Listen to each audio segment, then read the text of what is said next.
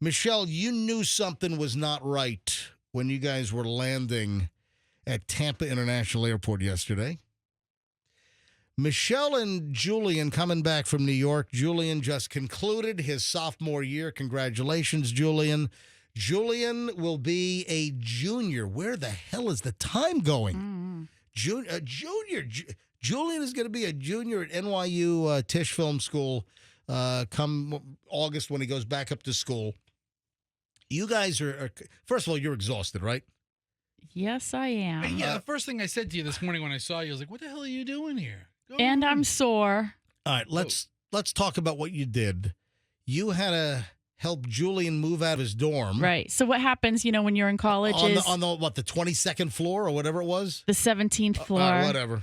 And they say you have whatever day your last day of class or your exam, you have 24 hours after that time to get out of there. That kind of sucks. Oh, tell me about it. That's not a lot of time. It's really not a lot of time because, then you got to consider that the student was supposed to have been sort of preparing all the while they're also preparing for their final exams or whatever, like, packing and moving and studying. So I'm not really a fan of the system, but I understand How many hours do you have in moving him, getting all that stuff down, 17 floors, into the rental van, into the storage facility across on the west side of Manhattan? How many hours did you spend total on this?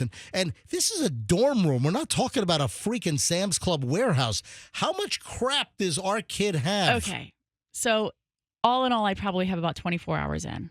But he has a lot. He has acquired a lot since he's been there. He is, like we discussed last week, a New York City stooper. He loves to pick up stuff, but also he's acquired props, right, for his movie stuff and for other people to use. So he has like one full bin that is heavy as I can't even tell you, but it has this, and you'll know what it is, some kind of black fabric that is special for like filming or something. Right. But here's the thing. Yeah. He could have purchased like just the size that he needed and it would have been exorbitant because it would have already been like all pre-cut. Yeah. So, but for less, He bought he the got whole like, roll? he got bolts and bolts of Oh, it. my God. Are you serious? Yes. All right, Because anyway. he ordered it like direct. So that's the kind of stuff he has, but he doesn't want to get rid of it because his other people Right. will need But that. he already had a little storage place. Yes. But he had so much crap, Yes. so much junk Yes. that he had to rent, or you had to rent with him another storage unit? We had to rent 2 more storage units. Oh, you didn't tell me this. Yeah. Are you freaking? He's got 3 storage units in Manhattan right now? Yes. It's essentially You didn't tell me. You said you had to rent a second one. Now you had to Right. rent a third one? Yes. How big are these things? They're closet sized. They're a closet. How They're much- essentially like an extra closet. If you live in New York City, it's an extra closet for you. So How you can, much am I paying a month? And would it be cheaper to just have No. one larger one? No, because we asked at the front desk and the guy was like, Oh my- that one's going to be like $300 a month. What? And the deals that you have on these 3 are like less. And also we're going to obviously get rid of 2 after the end of the summer. Holy So frig. yeah. All right. It's insane. All right, so All right, Michelle is beaten down. Yes. Michelle, every muscle and bone in her body hurts. Yes. What do you say? Did 23,000 steps yesterday or something? Something like that. It was Like up insane. and down, Oh, right? just not. Well, listen. Luckily, they had an elevator, but still. No, it's up and down and walk. And so the problem is you have to put it all in this rolling bin and roll it halfway down the all right. block to the van. All right, so here's the deal. I'm a little uncomfortable with this, and Yeah. in fact, I want to bring on my pilot buddy. He flies for a major airline. I call him Captain X. All right. Something happened when Michelle and Julian were landing at Tampa International Airport yesterday. What, you hit a bunch of geese or Well, something? hang on. I want to get Captain X on. Hold on.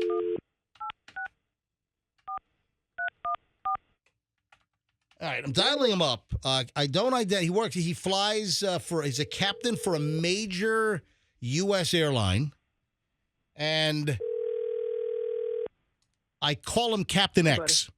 Captain X, welcome back to the MJ Morning Show. Hey, good morning, Todd. How you doing? Doing well. All right, I just saw the text from you. You just landed. Can you say where you just landed? Yeah, Houston. All right, so Captain X just landed a plane, just took a flight from Houston. All right, let me tell the story. I haven't told the story yet on the air. And, listen, go-arounds and what happened, those are fairly common. I mean, a go-around is just a norm. But from what I saw, and I need you to tell me, and I sent you an image of the screenshot of the Flight Radar 24 position of the airplane and the altitude. And then I've got and did you listen to the audio from ATC that I sent? Yeah, I did. All right, so let me play this now and tell the audience the story, and then I want to get your feedback. All right, so Michelle and Julian they're on American Airlines. They're on American 2107, LaGuardia to Tampa International, a landing on 19 right. So if you're coming over Hillsborough Avenue, you got the bowling alley to your left. It's the runway closest to the Veterans Expressway. And they're on final approach. And according to the data, and I have the screenshot from the app from Flight Radar 24, they are 150 feet off the ground, right over the grass, about to come onto the concrete when the guy full throttles up and veers the plane quickly to the right. So, Michelle, you know you're landing. You look out the window. You can see you're about to land at Tampa International. Yeah. What happens? You feel like you're on a roller coaster. Just the plane just kind of whipped. I don't want to say straight up, but at an angle. Yeah, it pulls up quickly. Yeah. Yeah, and then you feel the thrust of the plane like you're accelerating, going up, and from flying a lot of times that that's not the normal thing you should be feeling. And I'm looking out the window because I had an unusual experience. I have a window seat this time, and I'm like, okay. So we're doing a go around, and Julian and I look at each other and we're like, you just know that you have this recognition that something's happening on the runway that shouldn't be happening. But then Julian says to you, Mom, right. Julian says, I think we almost hit another American Airlines flight. Right. He said we had to do a go around because there was a plane on the runway and we were way too close to it. All right, let me play the audio. And again, I have the actual playback video from Flight Radar 24. It's an app that anyone can get. And also you have the ADS-B exchange. You can look at the data there as well. And I have the data. This aircraft, your flight, it was a 737-800 on American Airlines 2107 from LaGuardia. You guys were 150 feet off the ground. You were over Hillsborough Avenue on that over the grassy area, just getting to the concrete of the runway, and suddenly throttle up and a veer quickly to the right. And it turns out that there was another American Airlines flight, 2524, and that was from Tampa flying up to Reagan National on the runway. And apparently he was supposed to be gone, and he was slow rolling it. And let me play the audio of what happened. And then, Captain X, I want to get your thoughts on this. All right, here's the first audio bite. Listen, this is from Live ATC. I just went to the website, and I pulled I found exactly what happened when you were landing. American 2524, runway 19 right, clear for takeoff. Let's take 19 right, American 2524. All right, so that's the tower telling 2524, the flight from Tampa to D.C., you're cleared for takeoff. But the guy's not going. He's just sitting there. Right? 2107, traffic company departing, runway 19 right, clear to land. 19 right, clear to land, American 2107. All right, so let me interpret that for you right there. So the controller says... 2107, traffic company departing, runway 19 right, clear to land. All right, so that's the tower telling Michelle and Julian's plane, 2107, you're cleared to land, and he's saying that there's departing traffic, and he says company. And they refer to, if it's your same airline, they'll call it the company plane, and that's the American Airlines flight that's sitting on the runway. He's supposed to be rolling and taking off, allowing Michelle and Julian's plane to land, but he's just sitting there as they're barreling in at 85 knots, getting ready to land. So listen to this. Roll. All right, so that's the captain of Michelle's flight. Saying go? He's on the radio saying go. What do you say? The captain's name was Captain. Oh, our captain was Captain Carlos. Captain Carlos. He keys the mic and he's on the air traffic control frequency, telling the American Airlines flight in front of him, Roll. "Go, Roll. get the hell out of the way, go, Roll. dude. I'm on final here. Go." Roll. All right. Then here's the next sound bite. 2524, no delay, please. Come on, man. All right. So that's the tower air traffic control is like apparently saying, "Come on, man!" So even the tower is like apparently talking to the American Airlines flight in front of Michelle and Julian. Come on, man! 2524, no delay, please. Come on, man. American 2107, cancel your approach. Then he says 2107, cancel your approach. I mean, 150 feet off the ground, right over, passing over Hillsborough on the grass, getting ready to touch down. And then at that point, it says cancel your approach. Listen, here's the whole audio bite. 2524, no delay, please. Come on, man. American 2107, cancel your approach.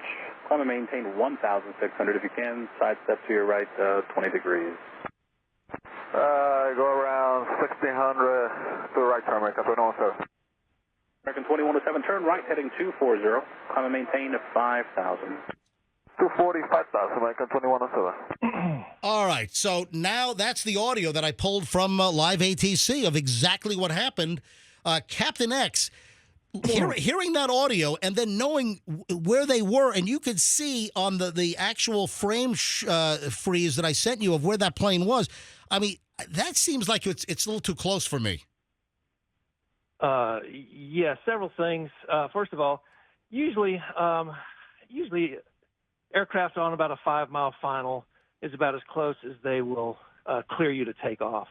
Apparently that guy may have been a little closer. Usually the tower guy will say, "Hey, American, can you take an immediate takeoff?" And they'll say, "Yeah, we're ready to go." And that lets the American guy know, "Hey, you got to, have your engines spooled up and essentially just take the takeoff." Yeah, step on it. Let's go. Get out of there quickly. Right. For whatever reason, it's hard to say. There are a few things you have to set up before you take off. You have to arm the auto throttles and make sure that your navigation is set up. But that doesn't take much time. I don't know. That's happened to me several times. They'll clear a guy to go, and they'll just sit there for whatever reason. It's hard to say. It's hard to say what the circumstances were. I don't know what the distance was, like I say, between Michelle's aircraft and what this guy was on final. I got a feeling that he was a little closer than 5 miles. Oh, yeah. Well, no, it was right there. Yeah, I mean, right? 150 feet off the ground is right over Hillsborough Avenue, and you're hitting the grass, and then you got maybe, 100 yards of grass, and then you've got the concrete runway, and that's where the American flight was sitting, getting ready to take off. I mean, I would think that they were, maybe 500 feet.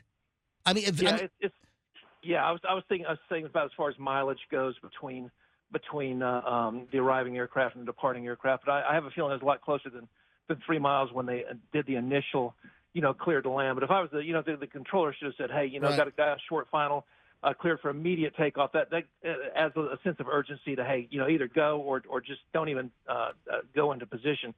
But as far as the go around goes, it's extremely routine. As a matter of fact, when you're landing, every time I take off, I've got the rejected takeoff thing in my head. I always assume that the takeoff is going to be rejected. That way, it's never a surprise. Same thing with a landing, especially when it's tight like that, and you just got to be prepared for a go around. It's extremely normal maneuver. It's not an emergency maneuver. It's just we practice them all the time. It's extremely simple to do. However, in that case, that's a little low. Of course, Southwest had one, up in Midway not too long ago, where a guy pulled out on the runway, and the guy was just, literally like 5 feet above the runway and did a go around. So, but the sidestep is probably what adds a little bit of excitement to it, because normally you'll just do a straight out, but when they say sidestep, then you're turning an airplane. He had to throttle and turn, because if he didn't, he was going to hit the American Airlines flight on the ground in front of him. Right, and it's turning an airplane at 150 feet off the ground, banking 15, 20 degrees, that'll get your attention real quick. It did. Especially if you're sitting in the back not knowing what's going on. Well, Captain X, always great to have you on, buddy. I'll talk to you soon. All right, see you. All right, thanks. Yeah, listen, he texted me holy bleep, which that was too close for my liking, Michelle. Well, I knew it was very close, because the way you're landing, you're coming in, I was expecting to hit the runway. And instead of hitting the runway almost at the moment that I thought I was going to be hitting the runway, we just, boom, took off again.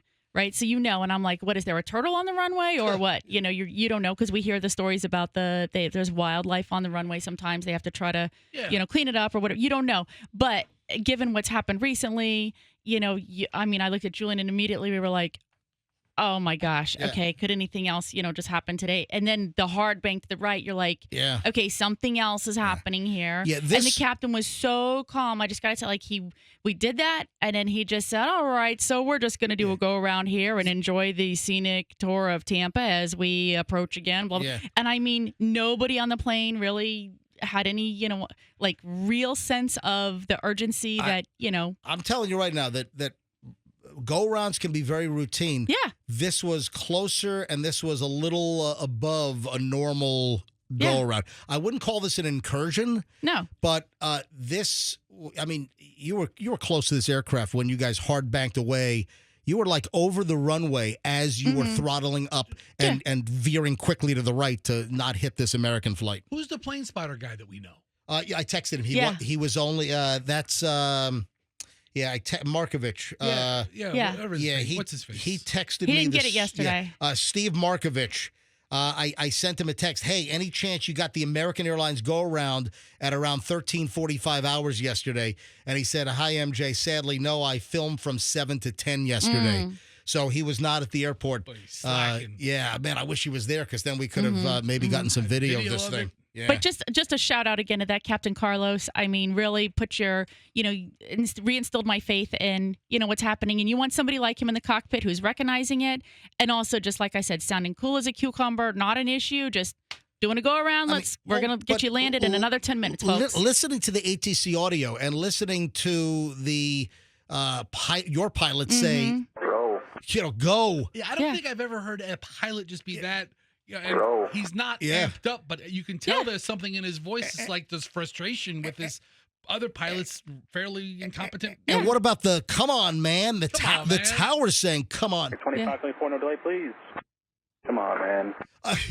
In the grown-ass man adult world, in that world, professional, not everybody knows like about. Pushing tin? But just men with men. A look to the face with a, come on, man. Come on, man. Right. It's, what are you doing to me? Yeah. You working with me or against me? Michelle, I'm glad you didn't collide with American 2524 in front of you. Is that because the weekend's coming up? Yeah, that would have spoiled a pretty good safety record at Tampa International Airport. Yeah, it would have spoiled with my wife and kid on board. It would have spoiled a lot more than that. All right, 8:14 at the MJ Morning Show. Yeah, we would have come on this morning, Michelle, talking about the safety record of the airport. Oh, I have devastating news. This is the hardest day of my life. The airport safety record's out the window. Shut up. Thank you, Fester. Thanks for watching the video. Hope you liked it. Go ahead and click, share, subscribe, all this stuff.